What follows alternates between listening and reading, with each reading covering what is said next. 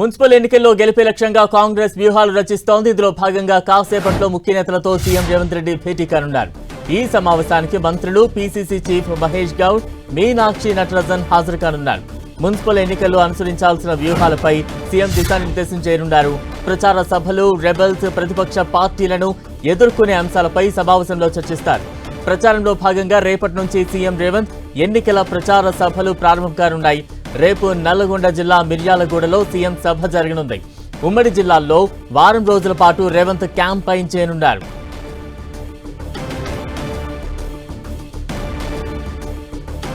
CM Revanth ముఖ్య నేతలతో భేటీ కానున్నారు. తాజా అప్డేట్స్ అందించేందుకు ప్రతినిధి కొండల్ సిద్ధంగా ఉన్నారు. కొండల్, ముఖ్యంగా మున్సిపల్ ఎన్నికల్లో కాంగ్రెస్ పార్టీకి అదేవిధంగా రేవంత్ రెడ్డి ప్రభుత్వానికి ప్రతిష్టాత్మకమని ఈ ఎన్నికల్లో గెలుపు లక్ష్యంగా వ్యూహాలతో ముందుకెళ్తున్న పరిస్థితి. మరి కాసేపట్లో ముఖ్యమంత్రి రేవంత్ రెడ్డి మున్సిపల్ ఎన్నికల పైన కీలక సమావేశం ఏర్పాటు చేశారు. ఈ సమావేశంలో మంత్రులు, అదేవిధంగా పార్టీ చీఫ్ మహేష్ కుమార్ గౌడ్తో పాటు incharge general secretary Meenakshi Natarajan కూడా పాల్గొనబోతున్నారు.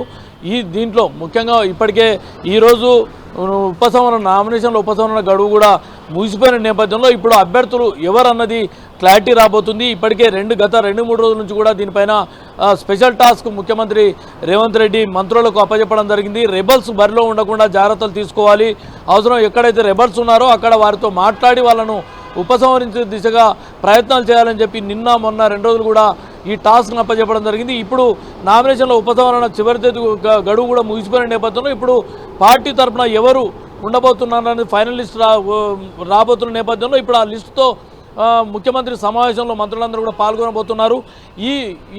దీనికి అనుగుణంగానే ఈ ఎన్నికల్లో గెలుపు లక్ష్యంగా ఏ విధమైన వ్యూహాలతో ముందుకెళ్లాలనేది ప్రధానంగా దిశానిర్దేశం చేయబోతున్నారు.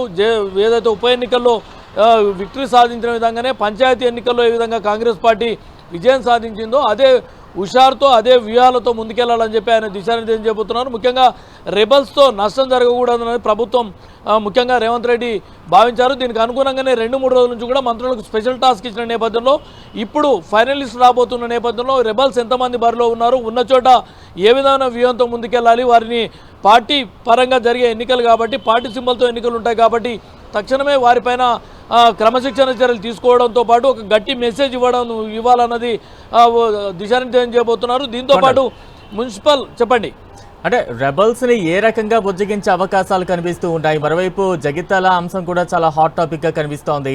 ఎక్కడికక్కడ రెబల్స్ బెడదను కట్టడి చేయాలంటే వారిని ఏ రకంగా అకామిడేట్ చేసే అవకాశాలు ఎక్కువగా ఉంటాయి.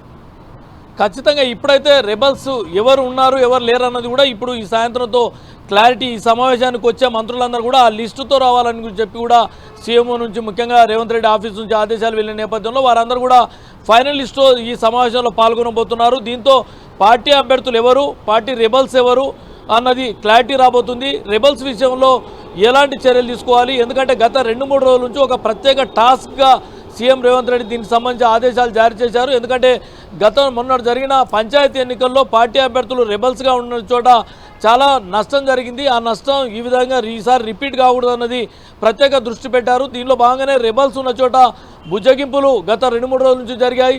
కొన్ని చోట్ల రెబల్స్ ఉన్న చోట ఏ విధంగా ముందుకెళ్ళాలి, వారిని ఏ విధంగా కట్టడి చేయాలి, పార్టీ తరఫున వారిని పనిచేసే విధంగా ఏ విధంగా చేయాలి, చివరి ప్రయత్నంగా ఏ ప్రయత్నాలు చేయాలన్నది కూడా ఈ సమావేశంలో దిశానిర్దేశం చేయబోతున్నారు. దీంతోపాటు ముఖ్యంగా పోల్ మేనేజ్మెంట్ పైన ప్రత్యేక దృష్టి సారించాల్సి ఉంటుంది. ఎందుకంటే ఈ నెల 11న ఎన్నికలు జరగబోతున్నాయి.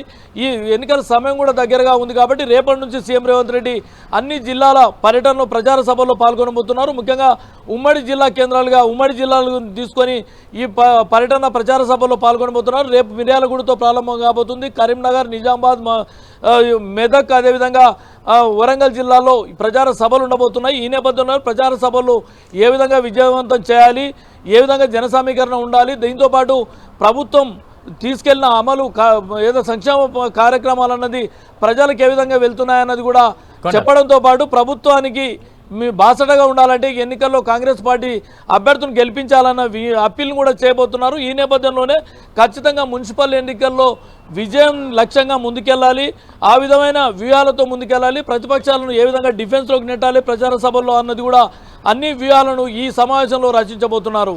అంటే కొట్టాలి ఏమైనా టార్గెట్ డిసైడ్ చేసే అవకాశం ఉంటుందా? ఎందుకంటే అధికారంలోకి వచ్చిన తర్వాత కొన్ని అనివార్య కారణాలతో జరిగిన ఉప ఎన్నికల్లో కూడా కాంగ్రెస్ అధికారంలోకి వచ్చింది.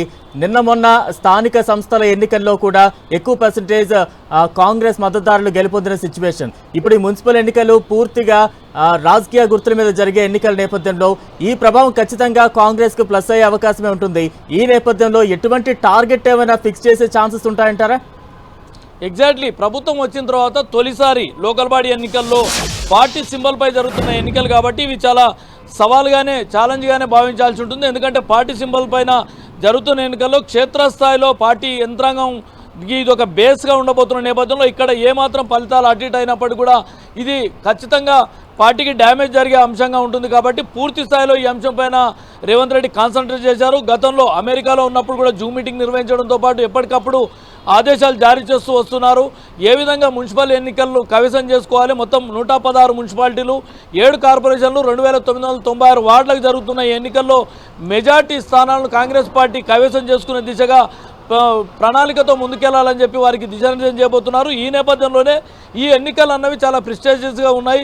మొన్నటి బైపోల్ ఎన్నికల్లో గెలిచినప్పటికీ కూడా క్షేత్రస్థాయిలో ఏదైతే పల్లె ప్రాంతాల నుంచి అర్బన్ వరకు ఉండే దాంట్లో ఇవి చాలా కీలకంగా వీటి ప్రభావం ఉండబోతుంది. ఈ నెక్స్ట్ జెడ్పీటీసీ ఎంపీటీసీ ఎన్నికలు రాబోతున్న నేపథ్యంలో ఈ మున్సిపాలిటీలను కవిసం చేసుకున్నట్టయితే ఆ జెడ్పీటీసీ ఎంపీటీసీ ఎన్నికల్లో కూడా చాలా ఈజీగా ముందుకెళ్లే అవకాశం ఉంటుంది. కాబట్టి ఈ ఎన్నికలు చాలా ఛాలెంజింగ్గానే ప్రభుత్వం ముఖ్యంగా రేవంత్ రెడ్డి తీసుకున్నారు. దానికి అనుగుణంగానే వ్యూహాలతో ముందుకెళ్తున్న పరిస్థితి కనిపిస్తుంది. Balaram. Right, thank you Kondal.